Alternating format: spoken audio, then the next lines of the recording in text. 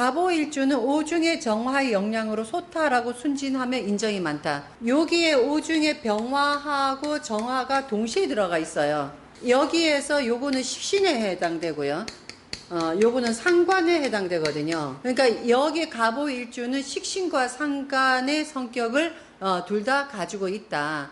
거기에서 이게 정화 자체가 이게 심장으로 보기도 하고 실질적으로 열기이기 때문에 정화가 있는 사람들이 굉장히 인정이 많고 또 인정이 많기 때문에 노여움도 많아요. 그러니까 뭔가 내가 누구한테 잘해줬는데 그 잘해주다 보면은 인간이기 때문에 좀 바라는 것도 있잖아요.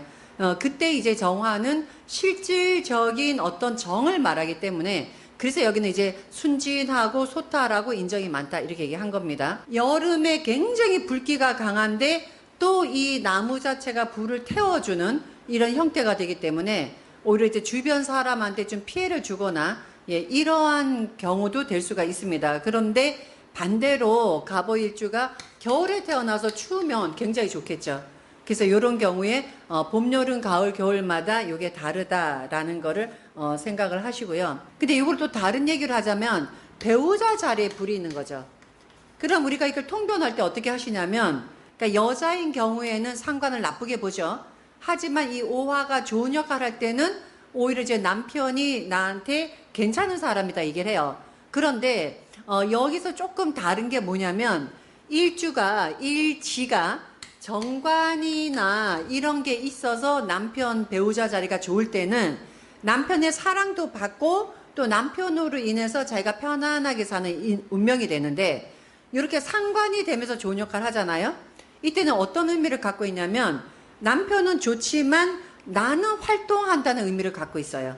보통 보면 왜 남편의 덕이 있다라는 의미가 내가 활동하지 않으면서 남편으로 인해서 내가 이제 편안하게 사는 거를 남편 덕이 있다 이렇게 얘기하거든요.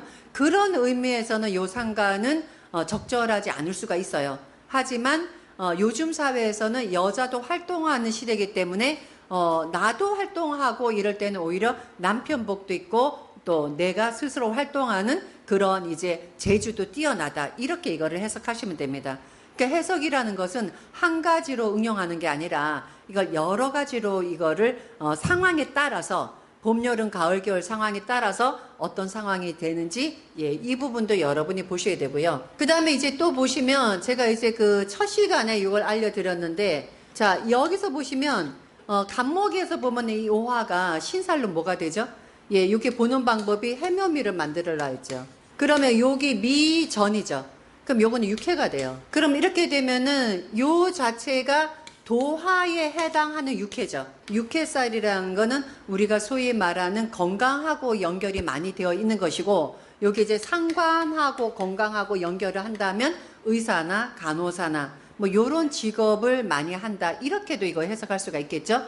또 하나는 연애에서 요걸 또 보라고 했죠. 기억하시죠? 해묘 미년에 태어난 사람은 요게 육해가 돼요. 요게 신자진이 되면 뭐죠? 제살이 되잖아요.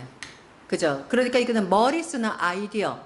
그러니까 같은 갑오일주라도 신자진년생이 되면은 두뇌 개발하거나 그 다음에 자기가 머리를 가지고 이거를 이제 그 활용하는 그리고 상관 자체가 말이 되기 때문에 제살이 꾀돌이라 그랬죠. 그죠? 그러니까 꾀돌이니까 뭔가 아이디어라든지 말을 하면 말재주꾼이라든지 이걸 요렇게 이걸 대입하시고요. 그 다음에 자 인호술이 되면 오화가 장성이 되죠. 그죠? 그러면 여기서는 상관이 장성을 갖고 있기 때문에 자기의 전문 분야를 가지고 있고 그 다음에 이제 굉장히 고집이 있으면서 전문 분야를 가지고 상관을 써먹는 사람 그 소위 말하는 아나운서라든지 아니면 이렇게 강의하는 사람이라든지 아니면 학원 강사라든지 뭐 이런 식으로 얘기할 수 있어요. 여기서 왜 이걸 학원 강사라고 얘기하냐면 상관의 특징이 정관을 밀어내요. 그래서 관을 쓰지 않고 상관을 쓰기 때문에 이제 강의를 하는 사람인데 교수의 강의가 아니라 이제 돈을 목적으로 강의하는 사람 이렇게 이것도 보기도 하고 그 다음에 또 보시면은 사유 연살이 되죠. 연도와 그죠? 그러면 똑같은 갑오일주라도 사유축생은 이것이 이제 끼가 있고 약간 바람기가 있고 이렇게 보거든요. 그래서 갑오일주에서 일주론 하나 가지고 요거를 보고 그 다음에 요 사람이 태어난 연도에 따라서 이 해석이 다르다는 거.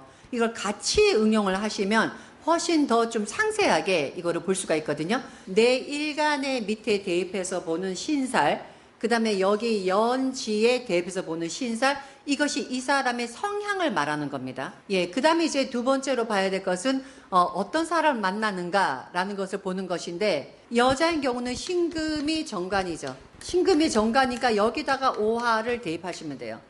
그 다음에 남자인 경우는 기토가 이것이 정제죠. 여기다가 오화를 대입하시면 돼요. 예, 신금에다가 오화를 대입하면 뭐가 되죠? 이게 병이 돼요. 여기 기에다가 오화를 대입하면은 병화에다가 오화는 이게 제왕이죠. 그 정화에서 오화는 이거는 걸럭이거든요. 그래서 이렇게 대입해서 이걸 갖고 해석하는 방법이 여기에 갑오일주에 만나는 남자의 성향, 예, 병지에 앉아 있으니까 예, 사람이 조금 조용하면서 또 병지에 앉아 있는 사람의 시선을 끌거든요. 예, 그리고 또 병에 해당하는 거니까 뭐 의사라든지 병에 관련된 일을 하는 그러한 남편을 만나고, 이게 병들은 남편이니까 활력이 있는 사람은 아니에요. 그죠? 그 다음에 여기 기토를 오화에 대입하면 이게 걸럭이 되죠. 여기 갑오일주에서 남자가 만나는 여자의 성향이 걸럭이란 얘기예요. 그러면 걸럭이 있다는 거는 사회생활을 한다는 뜻도 돼요. 걸럭 자체가 관이 되기 때문에. 그러면 배우자 자리는 자기 주장이 강하면서 배우자가 일을 하는 여자가 된다. 이렇게 이것도 해석할 수가 있습니다. 그래서 일주론의 해석은 딱 이게 가장 중요해요. 이렇게 갑오가 사지에 앉아서 굉장히 유약하고 약하고 이런 부분을 갖고 있을 것 같지만 화가 나잖아요. 폭발성을 갖고 있는 겁니다. 또 이제 이걸 어떻게 또 해석하시면 되냐면 상관하고 식신을 동시에 해석하면 돼요. 식신의 성격은 뭐죠? 성격 자체가 유연하고 천진난만하면서 긍정적인 성격이죠. 근데 상관은 뭐예요? 부정적인 성향이 많은 게 상관의 기질이거든요. 그러니까 어떤 상황이 벌어졌을 때 저 상황이 이렇게 돼서 만약에 나쁘게 되면 어떡하지? 그러니까 그런 나쁜 방향으로 먼저 본다는 거죠. 그래서 여기에서는 갑오가 이게 성향이 좋게 나타났을 때는 굉장히 밝은 성향으로 나타나지만, 이것이 상관의 성향으로 나타났을 때는 그 침체된 그리고 아까도 얘기했지만은 조금 비관적인 그런 성향도 갑오일주의 성향입니다. 그럼 여기서 우리가 일반적으로 알 수 있는 것은 여름에 태어난 갑오는 좀 폭발적이겠죠. 그래서 어떤 상관의 기질이 더 많을 것이고요. 또 겨울에 태어난 이게 갑오일주는 오히려 오화가 좋은 역할을 하잖아요. 그럼 오히려 식신의 성향으로 나타난다. 이걸 이렇게 해석을 하시면 됩니다. 보통 갑오일주는 친구를 사귈 때에도 가려서 사귀며 겉으로는 화려해 보여도 속마음은 어둡고 고독한 경우가 많다. 바로 이 얘기예요. 겉으로는 왜 막 사람하고 잘 어울려요. 근데 실제로 깊이 사귀지 않은 사람 있죠. 그때 이제 갑오일주는 폭은 굉장히 넓은 것 같은데 사실은 이제 깊이 사귀기는 조금 힘든 그런 성향이다. 이렇게 보시면 됩니다. 자, 상관은 또 동종신과 인정은 맞는데 한쪽만 바라보는 좁은 안목으로 이성 문제의 갈등이 많다 했는데, 여기 보시면 여자 같은 경우는 이게 그 오화 자체가 상관이잖아요. 그런데 상관의 기본 성향은 정관을 밀어내는 거죠. 또 상관의 기본 성향은 상관이 자식이기 때문에 성적으로 욕구가 있는데 정관을 밀어내는 성향이 갑오가 있어서, 예, 그래서 이런 경우는 사주 전체를 봐야 돼요. 남자 관계를 굉장히 많은데 실제 결혼을 잘 안 하거나 조금 남자 관계에서 약간 문제가 생기는 게 또 요거고요. 또 남자 같은 경우는 어떻게 되냐면, 남자는 식상 자체가 남자는 표현력이죠. 그 식상이 재래생하잖아요. 예, 그러면서 간목이 오화 중에 있는 기토하고 합을 해요. 이렇게. 그러면 여자하고 항상 합을 하는 형국이거든요. 그래서 이게 오화가 좋은 역할 할 때는 내 부인밖에 모르는데, 이 오화가 나쁜 역할 할 때는 모든 여자가 자기 여자야. 여기서 가장 중요한 거는 여기 오화가 어떤 역할을 하냐에 따라서 해석이 다르다는 걸 꼭 명심하셔야 됩니다. 식신상관을 갖고 있으니까 어찌 보면은 돈에 대한 어떤 욕구가 있겠죠. 근데 기토라는 건 또 뭐예요? 여기서 기토는 정제잖아요. 그래서 정제가 일간하고 합을 한 사람은 돈에 대해서 굉장히 집착력이 강하고 돈에 대해서 굉장히 좀 애착심이 많아요. 그 다음에 정제라는 건 꼼꼼하고 섬세한 성격이다 보니까 너무 꼼꼼하고 섬세하고 돈에 집착하다 보니까 큰 거를 놓칠 수도 있어요.